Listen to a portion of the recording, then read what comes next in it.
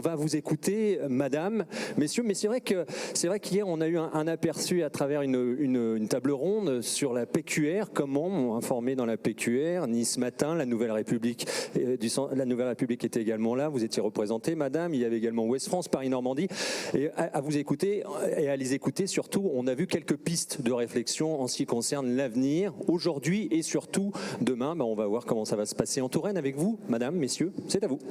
Oui, parce qu'évidemment, des sujets nationaux qui s'invitent à la une des médias locaux, c'est monnaie courante, hein. Ça arrive tout le temps, que ce soit un plan social qui met sur le carreau quelques dizaines ou quelques centaines de salariés, que ce soit un tueur fou qui sème la terreur dans les rues de Tours. On a connu ça ici il n'y a pas si longtemps, hein.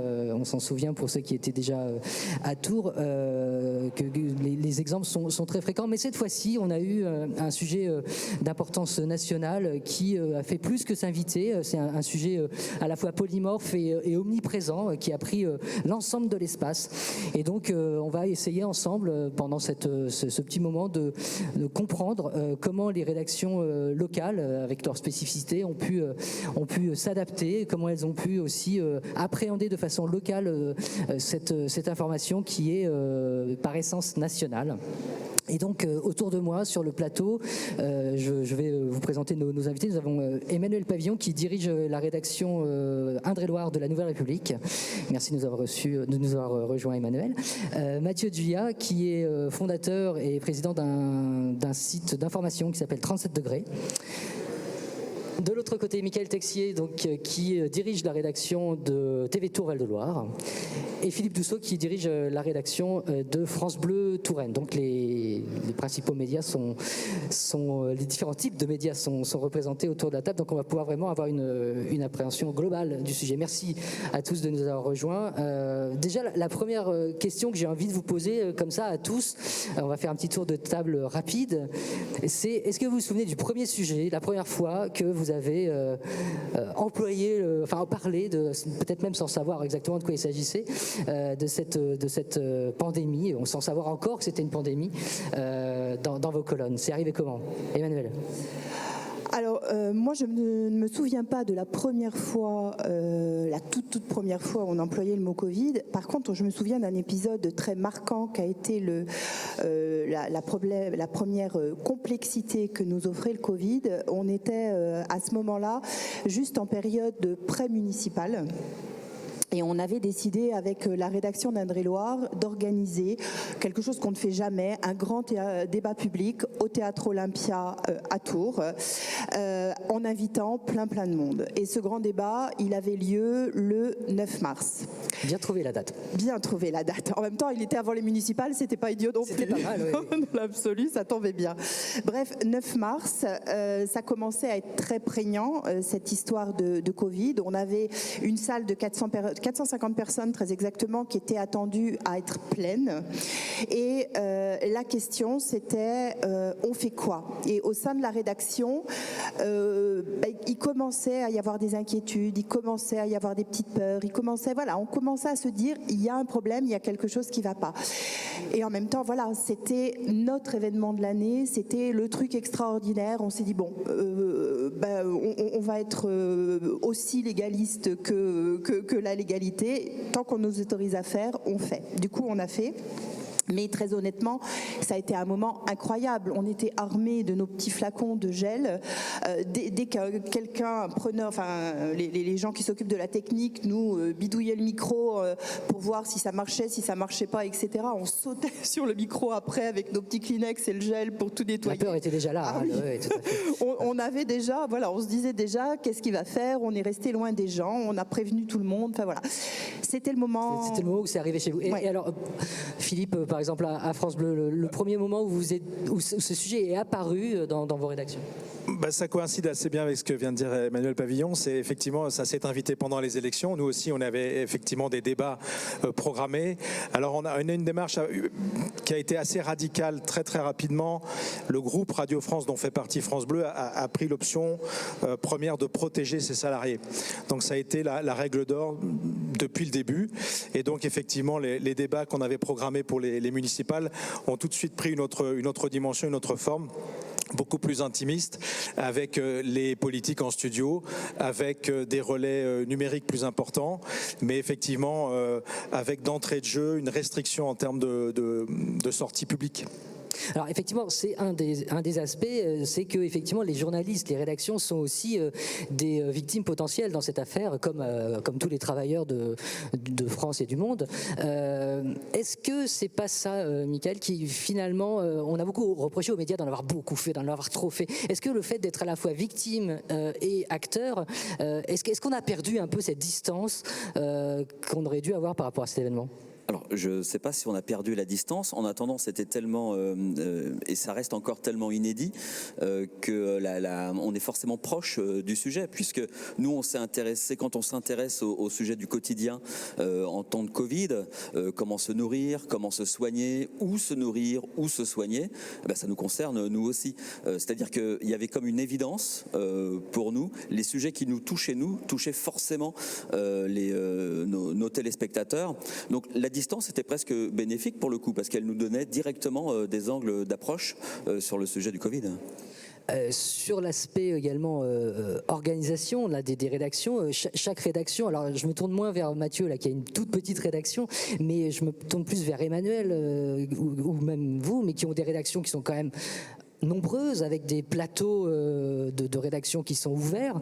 On n'y pense peut-être pas assez, mais ça, j'imagine, complètement désorganisé le travail. Tu disais tout à l'heure qu'un événement national, ça arrive souvent chez nous, mais que là, c'était spécial. La différence, là, c'est ce que disait Michael, c'est que c'est pas seulement arrivé sur le territoire, c'est arrivé dans nos rédactions. Et tout à coup, chez nous, en 4 heures de temps, on s'est tous retrouvés en télétravail. C'est-à-dire qu'on a une équipe d'une 40aine de personnes en Indre-et-Loire.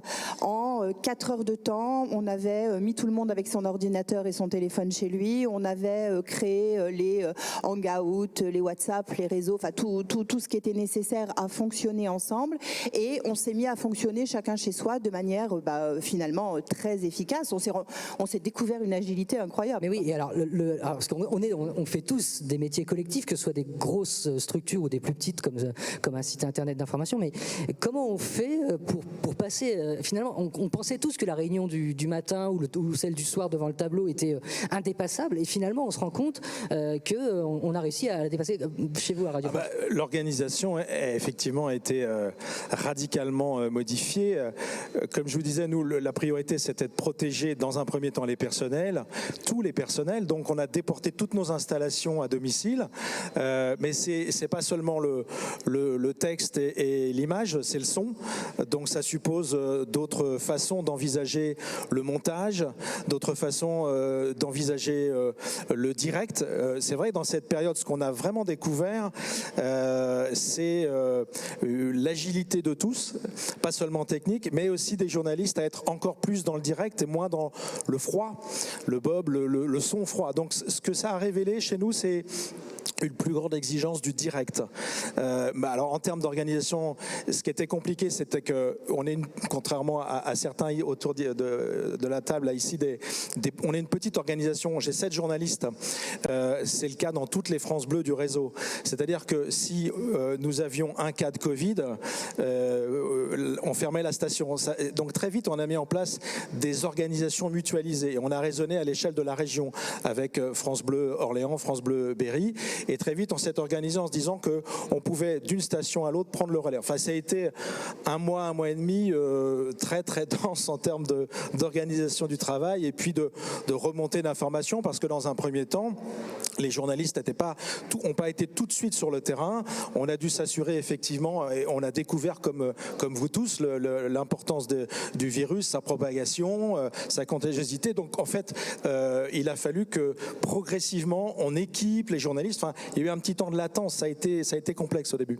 Est-ce que c'est plus facile, Mathieu, quand on est dans une petite rédaction, qu'on est extrêmement agile avec peu de gens? Est-ce que finalement on peut être plus imaginatif, aller plus vite, se poser des questions différentes par rapport au... Il y a forcément plus de souplesse que dans des grosses structures comme la Nouvelle République, par exemple. Nous, on est l'équivalent de 3 permanents, on emploie 9 pigistes. Donc, on a cette habitude, en fait, de splitter rapidement d'une tâche à l'autre, de s'adapter, parce qu'on n'a pas le choix, en fait. Voilà, notre réactivité, c'est notre force. Donc, de la même manière, sur l'organisation, on a fait la même chose. En un claquement de doigts, si je peux dire, c'est-à-dire en 10 minutes de réunion collective, qu'est-ce qu'on fait? Eh bien, écoutez, on se met en télétravail chez nous, on ferme les bureaux, et puis on va réagir comme ça par WhatsApp. C'est des choses qu'on faisait déjà nous naturellement, par Messenger, par des choses comme ça. Et en fait, on n'a pas été beaucoup plus perturbé que ça dans notre façon de faire l'information. Ce qui a été plus compliqué, c'est en effet de moins se voir, ces temps de présence, ces temps d'échange où on est en effet tous habitués à la petite réunion autour du café. Et ça, on a appris à s'en passer rapidement. Alors, il y a une autre question aussi qui s'est posée très vite, c'est la question des sources. On est face à un sujet pointu, un sujet complexe, un sujet polymorphe, comme je le disais au début, qui implique de la médecine, qui implique de la science, mais aussi des aspects sociologiques, des aspects économiques très forts. Comment on fait notamment sur les aspects médicaux, par exemple, pour aller chercher des sources là où elles ne s'imposent pas forcément au départ? Alors là, au moment du confinement, d'abord, on a pu valider l'efficacité de nos réseaux. On s'est rendu compte que vraiment, nos journalistes étaient implantés parce que les sources, elles sont arrivées très facilement et quasiment toutes seules. On savait qui appeler quand on avait une question, on savait vers qui se tourner quand on avait une problématique. Enfin, voilà, les sources... Les réseaux locaux ont marché. Les réseaux organisés en amont par nos journalistes, on a une personne en charge de la santé, on a une personne en charge de l'économie, on a leur réseau d'experts en quelque sorte ont été très efficaces et très réactifs. Après, le territoire aussi, c'est, je crois, très volontiers plié à nos questions. C'est-à-dire que je pense que autant nous, je ne sais pas ce qu'en penseront les autres, mais je crois autant nous on avait des questions, autant les gens étaient d'accord pour nous donner les peu de réponses qu'ils avaient, parce que tout le monde était en demande d'une espèce de cohérence, d'une espèce de cohésion. Il y a eu la question aussi que vous avez sans doute connu les uns les autres, des contradictions entre les sources et des contradictions entre les moments. On a été rappelé à l'ordre très très vite, si je puis dire. Il y avait quand même une source, la source des autorités sanitaires. On a senti quand même une centralisation extrêmement rapide, une concentration des pouvoirs extrêmement rapide pour la diffusion d'une information. Alors bien sûr, chacun est allé chercher le bon intervenant, le bon médecin, le bon spécialiste, le bon témoignage. Là, pour la source même des chiffres, pour la révélation des chiffres, la propagation du virus, etc., je trouve qu'on a été extrêmement bordé, si je puis dire, je ne sais pas si c'est le mot, mais extrêmement contraint, quoi.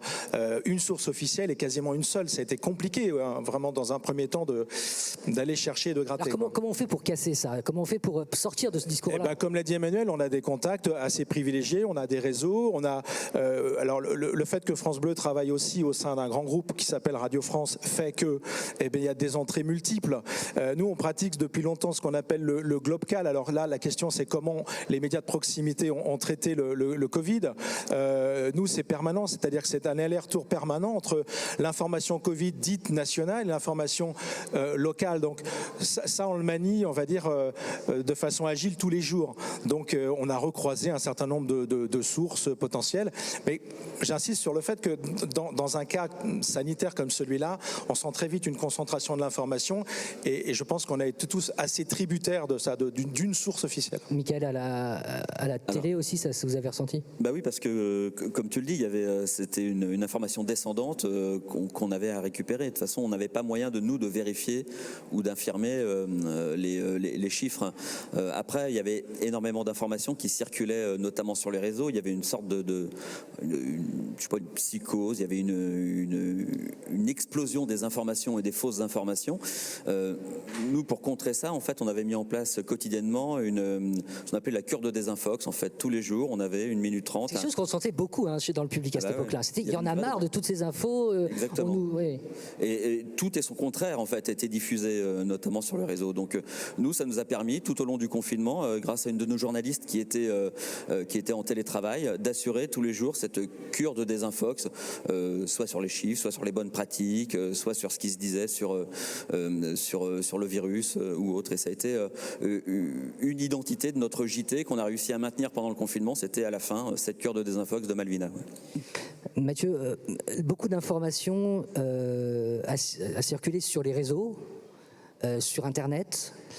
Comment, quand on est un site d'information locale, on se positionne, quelle est la réflexion, quelle réflexion on a sur l'information qu'on donne justement par rapport à cette nécessité de pratiquer la désintox. Comment vous avez agi, vous, comment vous êtes mis en ordre de marche là-dessus? Déjà par l'expérience qu'on avait, par le lien qu'on avait tissé avec nos lecteurs, et puis en faisant de la pédagogie aussi. C'est-à-dire que c'est une période qui est complètement paradoxale, c'est-à-dire qu'il y a à la fois une grande défiance dans ce qu'on représente, nous, les médias, dans l'information qu'on distille, parce qu'en effet, il y a une centralisation de l'info qui est descendante, mais on n'a jamais aussi autant été sollicité par nos lecteurs. Enfin, il y a eu des journées, on avait 30 appels pour des choses toutes bêtes, parfois du quotidien. Est-ce que vous pouvez me renseigner si mes poubelles sont ramassées le mardi ou le mercredi? C'est des choses bêtes, mais pour les gens, ça les marquait. Est-ce que je peux sortir mes poubelles? Est-ce que je vais pas vivre avec un tas de déchets chez moi? Et en fait, ils étaient en attente aussi, et c'est là où je pense que nos rôles de médias de proximité, en fait, ils sont renforcés dans ces moments de crise. Parce En fait, on est encore plus au cœur. Bien sûr, on est le premier relais pour eux. Vers qui on peut se tourner, on ne sait pas, on va appeler le journal en qui on a confiance. Alors, si on est lecteur de la Nouvelle République, je suppose que c'est pareil, vous avez eu plein d'appels de lecteurs. Pareil chez les collègues de France Bleu et de TV Tour. Et nous, ça a été, mais que ce soit sur Messenger, que ce soit par mail, que ce soit par téléphone, on a été assaillis de demandes. Et donc, on a essayé d'y répondre à chaque fois autant qu'on pouvait, le plus pédagogiquement, en disant, là, on ne sait pas, tournez-vous vers la métropole. Et ce qui était compliqué par rapport aux sources, c'est que non seulement c'était difficile d'avoir des sources, mais parfois elles étaient contradictoires elles-mêmes, une fois, deux fois, trois fois dans la journée. Oui, compliqué. Mais pour revenir sur l'aspect web, vraiment, est-ce que vous avez eu une idée de vous dire, il faut qu'on diffuse différemment, il faut qu'on soit encore plus précis, parce que nous, on est sur le réseau, voilà, sur l'endroit où sont diffusées les fausses informations. Alors, on gère deux sites. Nous, on gère un site, donc 37 degrés, qui est plus sur de l'analyse, j'y reviendrai après, et un autre site qui est Infotour, qui est plus sur du quotidien, vraiment, voilà, factuel. Sur Infotour, on a essayé de renforcer l'hyper-proximité. Vraiment, voilà, de l'hyper-local, de la proximité, de l'information pratique. Sur 37 degrés, on a essayé d'aller chercher de l'analyse, du reportage, garder un peu la trame. En fait, on n'a jamais essayé de perdre notre identité parce qu'on a pensé que c'était important. On va pas se travestir, même si c'est une période compliquée, mais on va essayer de garder notre identité parce que c'est ça qui fait que les gens nous lisent. Oui, Emmanuel, Non, je me disais par rapport à la question que tu posais, ce qui a été intéressant, c'est cette histoire de confiance. C'est-à-dire que les réseaux, à la fois, c'est le lieu où circule tout et n'importe quoi, mais c'est aussi le lieu où nous, médias, à un moment donné, on s'est rendu compte de la crédibilité qu'on nous accordait. C'est-à-dire ce que les gens voyaient ailleurs sur les réseaux, ils venaient le vérifier sur notre réseau à nous, soit en gonflant les chiffres d'audience, ça c'est évident, ça s'est produit, mais aussi en posant des questions. C'est-à-dire en venant dire en direct sur la page Facebook de l'ANR, sur le compte Twitter de l'ANR, enfin partout, Instagram, partout où on peut être, en disant moi j'ai vu ça, qu'est-ce qu'il en est? Alors évidemment avec toujours des questions locales, avec des questions, les gens nous ont bien identifiés, je pense les uns et les autres, comme des médias locaux. C'est pas est-ce que le Covid est guéri demain, la question c'est qu'est-ce qui se passe. Donc là on vous attendez, ça c'est aussi une question, on vous attendait tous, et là je voudrais que vous interveniez un petit peu tous sur les aspects vraiment locaux de la question. Finalement, les histoires de Raoult, de Chloro, etc. Ce que tu as très bien décrit, c'est ça, c'est tout à fait ça.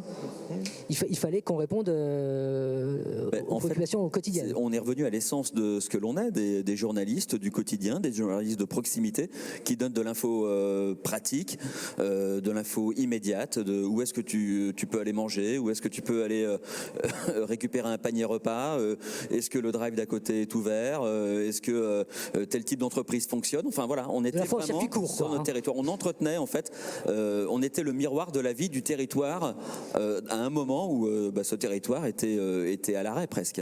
Alors, pardon, Mathieu, pour revenir à ce que tu disais, qu'est-ce que ça a changé dans vos modes pour une radio comme la nôtre qui est aussi un média numérique? Très clairement, on a forcé beaucoup sur le numérique. On a notamment produit une petite série qui était, je trouvais, assez intéressante. Le professeur Louis Bernard, le chef du service infectiologie du CHRU, qui publiait chaque jour un billet, un papier. Alors là, avec son ressenti vu de l'intérieur. Donc ça fait partie des, entre guillemets, produits numériques et produits radiophoniques qu'on a pu installer dans cette période. Et alors quand on voit, comme disait Emmanuel, les chiffres du numérique, on a senti qu'effectivement par moment il y avait un ras-le-bol du public. Voilà, on le dit encore aujourd'hui. En avril, France Bleu, Touraine, c'était 4 millions de visites sur son site. Donc autant dire que on était un peu gêné, coincé en disant est-ce qu'on en fait trop, pas assez? Et en même temps, on voit bien dès qu'il y a un nouvel épisode lié à la Covid, il y a un besoin d'être informé de ce qui se passe dans son environnement proche. Donc c'est un peu schizo, quoi. C'est-à-dire que trop, pas assez. Aujourd'hui, je ne sais pas vraiment le dire, quoi. Oui, alors que c'est une question. Nous, en tous les cas, dans nos rédactions, oui, on sent qu'on en a, comme vous tous, un peu ras-le-bol. C'est sûr qu'on aimerait passer à autre chose. Hier, j'écoutais une de nos radios au Pays Basque, et je leur disais quand même, vos journaux, ils ont encore été teintés à 90% de Covid. Bah oui, parce que il se trouve qu'en plus, dans la page des sports, l'équipe de l'Élan Béarnais venait d'avoir 11 cas positifs. Donc tout ça se mélange en permanence. Est-ce qu'on peut dire aujourd'hui, les uns et les autres, que si on se projette, on sort de la période de confinement, mais on est dans la période actuelle, est-ce que le Covid a changé vraiment aujourd'hui la façon d'informer et même la façon de... Enfin, tous les secteurs sont touchés, la culture est touchée, la politique est touchée, le sport est touché. Est-ce que finalement aujourd'hui on n'est pas obligé d'être Covido-Covid finalement? D'être Covido-Covid, quel que soit le sujet qu'on... Ouais, pour rebondir sur ce que disait Philippe, là, je lisais des chiffres la semaine du 16 au 22 mars. Au niveau national, hein, il y a eu, je crois, 75% des programmes audiovisuels qui étaient consacrés au Covid et 19 000 articles répertoriés par jour. Les 19 000 articles, hein, c'était pas 19 000 articles sur la semaine, c'était 19 000 articles par jour. Donc clairement, de France et de Navarre, on a tous fait du Covid, quoi. Mais il n'y avait rien d'autre, effectivement. Qu'est-ce que ça a changé aujourd'hui? Là, on est dans une période où il y a eu la parenthèse enchantée ou presque enchantée de l'été. Oui. On est revenu sur finalement non, la crise n'est pas finie, il faut replonger dedans. Et en fait, on est comme le territoire là, je crois. On est entre deux, c'est-à-dire que à la fois on se dit, ce que dit Philippe, faut en sortir, on se lasse un peu, on en a un petit peu marre. Et en même temps, dès qu'on se lasse, dès qu'on passe à autre chose, on est rattrapé. On se trouve rattrapé par la réalité de l'info. Et la réalité de l'info, c'est que, comme tu disais, un match est bazardé à cause du coronavirus, qu'un festival est annulé à cause du Covid, de la Covid. Voilà. Donc, et ça, c'est de l'info. Donc, de toute façon, il faut y revenir à un moment ou à un autre. Donc, moi, je pense vraiment ça, qu'on est là entre les deux, à se dire, n'oublions pas le reste, mais en même temps, que veulent les gens, qu'on leur dise où ça en est, quoi. Ça irrigue le quotidien, notre quotidien à tous les niveaux. Donc fatalement, qu'on le veuille ou non, on est confronté à de l'info-Covid. Enfin, je veux dire, c'est... Et ce qui a changé aussi, c'est aussi, je le disais tout à l'heure, on a un relais pour le public, mais on est aussi un relais pour les acteurs du territoire. Et par rapport à cette crise du Covid qui se prolonge socialement, économiquement, enfin, on va pas refaire l'ensemble, mais ils sont en attente aussi de nos médias, je pense, qu'on soit un relais de leurs difficultés, de leur actualité, que ce soit dans le milieu de la culture, le milieu du sport, enfin, dans quel que soit le milieu, en fait. Malgré tout, ça a été évoqué, ce que tu disais, Emmanuel, sur le côté, ce que disait Philippe aussi, on voudrait bien faire autre chose, mais on n'y arrive pas. Mais on fait quand même un peu autre chose. Là, mais malgré tout, c'est aussi une critique c'est une critique qui a été faite aussi beaucoup, c'est ce côté monolithique. Et encore aujourd'hui, comment faire émerger une autre actualité? Est-ce qu'il faut la forcer? Est-ce qu'il faut la raconter autrement? Est-ce que l'actualité s'est arrêtée? Est-ce que c'est un petit peu ça qu'on reproche parfois, qu'on a reproché aux journalistes? L'actualité s'est pas arrêtée. Par contre, je vais redire ce qui vient d'être dit. Elle irrigue tellement, cette Covid, elle irrigue tellement tous les pans de l'actualité qu'on ne choisit pas d'en parler ou de pas en parler. On est obligé d'en parler. On ne ferait pas notre métier si on n'en parlait pas. Quand il y a l'annulation de la foire de Tours, on est obligé d'en parler parce que c'est lié au Covid. Quand à tel concert ou tel autre qui peut se produire ou qui ne se produit pas, la différence entre les deux, elle est liée aussi au Covid, au nombre de personnes qui peuvent se rassembler, à la distanciation, bref. À chaque fois qu'on parle d'un événement, à un moment ou à un autre, on peut et on doit le rattacher au Covid. Ce qu'on a vu émerger quand même, ce sont des tendances. Alors par exemple, je pense au circuit court, à d'autres façons d'envisager, même si je pense qu'il faut relativiser si tout ça est assez temporaire, en tous les cas pour une part. On a vu émerger quand même des nouveaux sujets, en tous les cas de nouveaux réflexes de nos auditeurs. Et donc, comme tu le disais, on est allé vers d'autres items, d'autres sujets à traiter. Je ne vais pas dire que le Covid nous a rendus créatifs, mais en tous les cas, nous a obligés à nous reposer un certain nombre de questions sur notre façon d'appréhender la proximité. Et en se disant, mais finalement, peut-être qu'à certains moments, on était des fois déconnectés de certaines réalités et que malheureusement ou heureusement, je ne sais pas, la Covid nous a reconnectés en quelque sorte. Je ne sais pas si vous partagez ça. Oui, je pense que je voulais rebondir d'abord sur la première chose que disait Michael, c'est que il y a autre chose aussi qui nous a amené, qui nous a obligés à parler Covid et qui nous oblige encore à parler Covid, c'est le choix de gestion de la crise du gouvernement et qui comme ça redescend jusqu'aux pouvoirs locaux. C'est que en gros, quasiment tous les jours, il y a une nouvelle décision préfectorale, un nouvel arrêté municipal, avec des contraintes pratico-pratiques pour nos lecteurs ou pour nos auditeurs. Forcément, ça, il faut bien qu'on leur dise. Si vous pouvez aller avec un masque dans telle rue, il faut qu'on vous le dise. Mais si le lendemain, il faut que vous mettiez un masque dans la rue d'à côté, il faut qu'on vous le redise. Et comme la com s'est faite au jour le jour, quasiment, elle se fait au jour le jour par les pouvoirs publics, nous, voilà, notre info pratique, elle suit. Par contre, je suis aussi d'accord sur le fait que ça nous a rapprochés de ce truc très à la mode qui est le journalisme de solution. C'est-à-dire que globalement, pour sortir de là, et parce qu'aussi les gens nous étaient demandeurs, on s'est mis à leur proposer de l'info sur comment vous pouvez faire pour vivre votre territoire mieux et autrement dans cette situation de crise. Et oui, on s'est fait très inventif. Et aussi pour répondre à être un petit peu positif dans une période qui était quand même très négative. Hein. Je pense que c'était aussi une des façons de gérer les choses. Je voulais vous présenter à tous, puis présenter aussi à ceux qui regardent ce débat, une expérience. On parlait de créativité, on parlait d'imagination, une expérience qui a vu le jour pendant le confinement. C'est une radio qui est menée, qui est animée par, je pense, la plus jeune journaliste qui soit jamais venue aux assises du journalisme. Elle est là, on verra tout à l'heure. Elle s'appelle Suzanne et elle a créé une radio, un podcast qui s'appelle Radio Velpo. Je vous propose de regarder un sujet que vous avez réalisé chez vous à TV Tour avec Émilie Tardif. Émilie Tardif, ouais. Qui est allée donc à la rencontre de Suzanne. On regarde et on en parle juste après.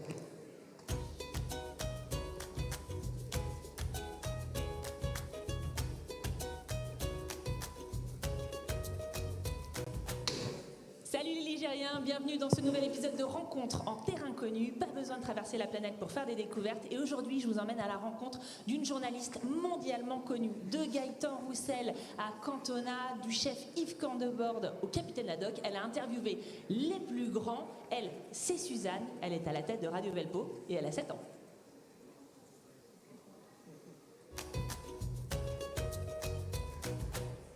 Et là voilà notre Suzanne. Suzanne, je suis un peu émue de vous rencontrer parce que je suis un peu votre plus grande fan. Vous êtes la plus grande journaliste que je connaisse. Merci de nous accueillir aujourd'hui. Comment ça va déjà ? Ça va. Ça va ? T'es prête à nous parler de Radio Velpo ? Oui. Radio Velpo, vous allez voir, c'est toute une aventure. On en a parlé en France, ici, sur TF1, sur France Inter, mais aussi en Belgique et jusqu'en Amérique latine. Radio Velpo, c'est pas du pipeau. Regardez. Suzanne, elle a 7 ans, elle est en CE1 et elle a déjà créé sa web radio pendant le confinement. Les Barbatrucs à 7h17, Dorothée Barba et sa livraison quotidienne d'activités pour les enfants. Bonjour Dorothée. Bonjour Nicolas. Aujourd'hui de la radio pour les marmots. Retour en France, une fillette de 7 ans a profité du confinement pour créer une radio amateur. Ce soir, nous retrouvons Suzanne, 7 ans. Il y a 2 mois, pour garder contact avec ses camarades, elle avait créé une radio.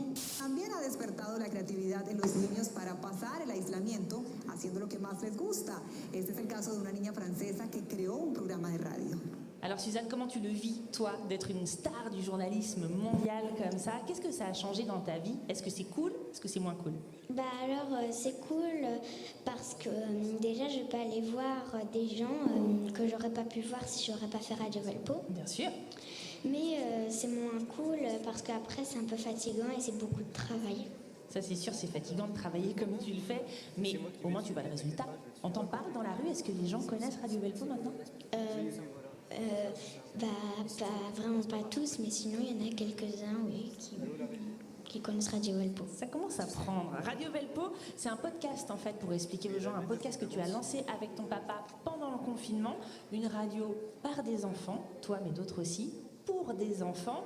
Et ce qui est intéressant, c'est que tu nous racontes aujourd'hui les coulisses un petit peu de Radio Velpo. Comment ça fonctionne ? Comment est-ce que vous construisez cette émission ? Bah alors, moi je mets mon casque et après je dis Ton texte? Oui, mon texte. Et puis après c'est papa qui monte tout. Papa il fait le sale boulot, c'est ça? Oui. Autrement dit. Alors moi j'ai eu la chance de faire partie de tes invités pendant le confinement, mais il y en a eu plein d'autres, des gens connus même, hein. Je pense à Cantona par exemple, ou Obélix aussi. Moi je vais te piquer tes questions, celles que tu m'avais posées pendant le confinement, à savoir, c'est qui l'invité que tu rêverais d'avoir dans Radio Velpo? Alors je rêverais d'avoir J.K. Rowling, l'auteur d'Harry Potter. Pourquoi? Parce que j'adore Harry Potter. Qu'est-ce qui te plaît dans Harry Potter? C'est parce que c'est dans le monde magique, mais c'est pas les jolies fées qui font plein d'aventures dans des petites roses. C'est pas du même genre, mais c'est toujours dans le monde magique et puis qu'il y a de l'aventure. Ça fait un peu flipper Harry Potter. Bon, ça va continuer, Radio Velpo. Est-ce que tu penses que tu as envie de continuer cette aventure? Oui, j'ai envie de continuer, mais ce sera plus que le mercredi. Bah oui, parce que tu reprends l'école. Évidemment. T'es contente de retourner à l'école? Ouais.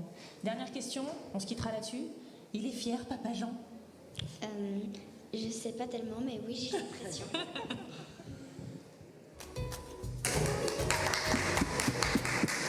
Allez, pour découvrir tous les anciens épisodes de Radio Velpo et tous les nouveaux à venir, rendez-vous sur le SoundCloud de Radio Velpo et sur la page Facebook. À bientôt!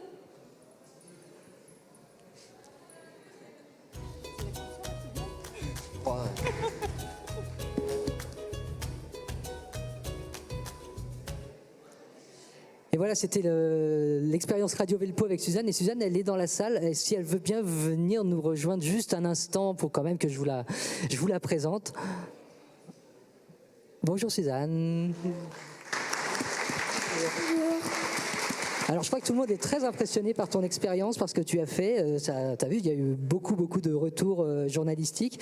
Et je pense qu'on parlait tout à l'heure d'inspiration. Et quelque part, tu nous inspires un petit peu tous sur ce que tu as fait. Alors la question qu'on se pose, c'est ça en est où Radio Velpo? Ça continue?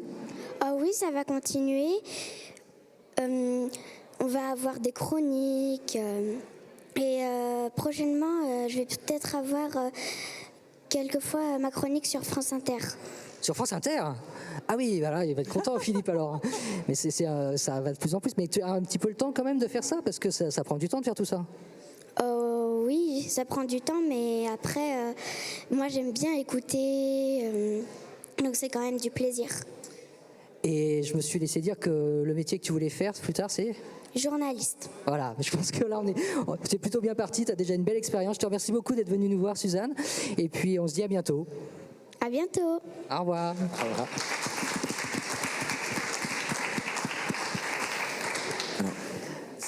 Si je peux dire un mot sur le format qu'on vient de voir, en fait, c'est l'exemple type de ce qu'on a pu mettre en place au moment du déconfinement. En fait, on avait une émission nous avant le confinement qui est une émission de plateau, Tilt. Évidemment, on peut pas la faire. Émilie, que vous avez vu, alimentait quand même sa page sur les réseaux quotidiennement pendant le confinement, et nous, on a pu récupérer ce qu'elle faisait. C'était un confi Tilt, voilà. Et au retour du confinement, on s'est dit mais pourquoi pas aller voir les gens qu'on avait nous rencontrés via Zoom, via Skype pendant cette période-là. Et l'idée, donc vous l'avez bien compris, hein, c'est une déambulation, un lieu, une personne sur de l'info ultra positive. Ça a très bien marché. À tel point que c'est devenu maintenant une émission hebdomadaire chez nous. On l'a maintenu en cette rentrée. Et il y a toujours une rencontre en terrain connu tous les mercredis à 19h sur TV2. Alors ce genre d'initiative amateur, mais en même temps bien construite avec une vraie volonté de faire du journalisme, quand on est un média installé, un média qui a pignon sur rue, comment on fait? On l'accompagne, on l'encourage, on l'accueille, Philippe? Nous, ça a été compliqué, j'ai été sollicité, mais c'était compliqué pour nous pas forcément de Suzanne, hein, mais oui, mais je me rappelle bien, mais c'est compliqué de diffuser après, bien sûr, et là... Je pense à nos cousins de France Inter. Effectivement, c'est très bon. Je suis très heureux qu'ils aient repris le sujet et qu'ils l'aient porté et qu'ils visiblement continuent à le porter. Oui, bien sûr, quand des initiatives nous arrivent comme celle-ci, alors elles remontent, comme disait Emmanuel tout à l'heure, par d'autres canaux. Aujourd'hui, c'est vrai qu'autant on peut se plaindre assez quotidiennement de ce qu'on peut lire sur les réseaux sociaux, autant les réseaux sociaux depuis quelques années ont changé aussi notre façon d'appréhender l'actualité. Ce sont parfois de bonnes sources, de très bonnes sources d'informations, et donc qui peuvent nous faire remonter ce genre d'initiative. Mathieu, un site d'information locale, c'est aussi un site qui se construit avec le territoire, avec des collaborations, Bien sûr, c'est même important. Enfin, moi, je le répète régulièrement, mais l'information, elle nous appartient pas à nous. En fait, elle appartient aux habitants, au territoire. Et ce genre d'initiative, il faut l'encourager. Enfin, c'est même important. On parlait des sources tout à l'heure. En effet, les sources des lecteurs, on l'a pas abordé. Enfin, des auditeurs, des téléspectateurs, ils sont aussi. Enfin, c'est très important. Et ce confinement, ça a aussi renforcé ça. Ce lien direct, en fait, il est primordial. L'information, elle n'est pas que descendante. Elle doit être aussi montante. Et peut-être que cette période va permettre aussi, voilà, d'amener plus loin ce cheminement. Il a fallu globalement, là c'est un média qui s'est inventé, il a fallu aussi se réinventer, et là je parle plutôt des audiences, de la diffusion, de la façon de diffuser l'information, et je me tourne vers toi Emmanuel par rapport à un journal donc papier, un journal qui a un réseau de distribution physique extrêmement important, donc dont la plupart étaient fermés pendant le confinement, qui sont maintenant de nouveau ouverts, mais avec une ville quand même qui a du mal à redémarrer, enfin une vie économique qui est quand même pas la même, avec tout un tas de mesures sanitaires qui font que la distribution physique est difficile. Comment on fait quand on est un grand journal régional papier, même si le site est pour se réinventer et pour réinventer sa diffusion? Alors c'est clair qu'il a fallu évoluer dans les moyens de diffusion. À la différence d'autres journaux régionaux, on a réussi à garder toutes nos éditions papier. C'est-à-dire qu'il y a d'autres titres de PQR en France qui ont opté pour une édition unique sur l'ensemble de leur territoire, reprenant de l'info. Nous, on a quand même réussi à garder une édition en Indre-et-Loire, une édition en Loir-et-Cher, etc. Globalement, évidemment, elles se sont quand même énormément réduites et du coup, on avait plein de choses à dire et beaucoup moins de place. Et finalement, ça a aussi énormément accéléré notre façon d'envisager le journalisme parce que ça faisait peut-être 2-3 ans qu'on se demandait quel était notre positionnement par rapport au web. Est-ce qu'on était print first? Est-ce qu'on était web first? Est-ce qu'on était print web? Enfin, on dansait d'un pied sur l'autre par rapport à ça. Là, clairement, en 3 jours de temps, toute la rédaction 37 était web first. Hop, on a tout passé sur le web dans le temps de le dire, quoi. Et avec, là encore, une agilité au sein de nos rédactions. On n'a pas que des digital natives, loin de là. On a aussi des gens qui ont découvert ça sur le tard et qui n'avaient peut-être pas tous commencé à la machine à écrire, mais enfin, il y en a aussi, quoi. Donc, globalement, a fallu s'y mettre et tout le monde s'y est mis. Enfin, je veux dire, tout le monde s'y est mis. On a énormément produit. Au niveau des audiences, les uns et les autres, on a dit tout à l'heure que c'était un vrai point, l'audience. Les médias locaux avaient, donc on a dit en première partie, ont réussi à développer une vraie particularité d'info en s'attachant au local, aux journalistes de solutions. Est-ce que vous avez, quel effet tout cela a eu sur vos audiences? Est-ce que vous l'avez mesuré? Est-ce que vous pouvez faire perdurer ça pour transformer l'essai en quelque sorte? Alors pour la mesure, nous on dépend de Médiamétrie qui a interrompu sa mesure d'audience pendant le confinement, donc c'était très, très compliqué.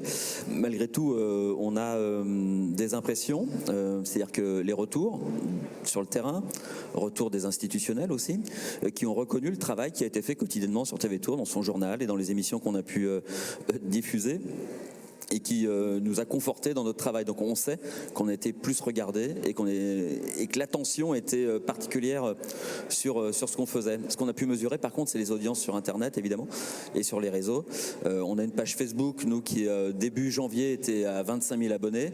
Aujourd'hui, elle est à 32 000 et on a vu vraiment la progression pendant le confinement. On a des JT qui habituellement étaient vus par 2, 3, 4 000 personnes peut-être sur les réseaux. Eh bien, ça a été multiplié par 3, 4 ou 5 pendant le confinement. On a un sujet, c'était un des premiers sujets qu'on a fait, qui était tour au premier jour du confinement. On a pris une voiture, 2 journalistes et ils sont allés filmer les rues vides.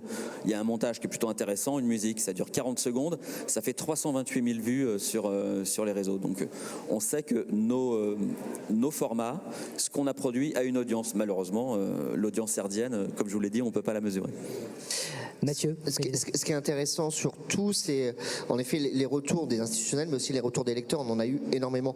Alors, il y a le côté quantitatif qui est important, et on voit qu'on le garde, puisque, bon, on arrive, même si on est encore sur une période compliquée, mais par rapport aux années précédentes, on est sur un mois de septembre avec des audiences records par rapport à 2019-2018. Donc, on a gardé une partie de cette audience-là, donc ça veut dire qu'on a fidélisé une partie du lectorat, qui est important, et on a aussi beaucoup de retours, voilà, de lecteurs qui nous écrivent des messages en nous disant, de la même manière qu'ils nous ont posé des questions, en nous disant merci de nous avoir informés là-dessus, merci pour la couverture que vous avez faite. Ça n'a pas dû être facile parfois, mais merci quand même. Et ça, c'est vraiment, ça fait chaud au cœur pour, je pense, toutes les rédactions qu'on a eues.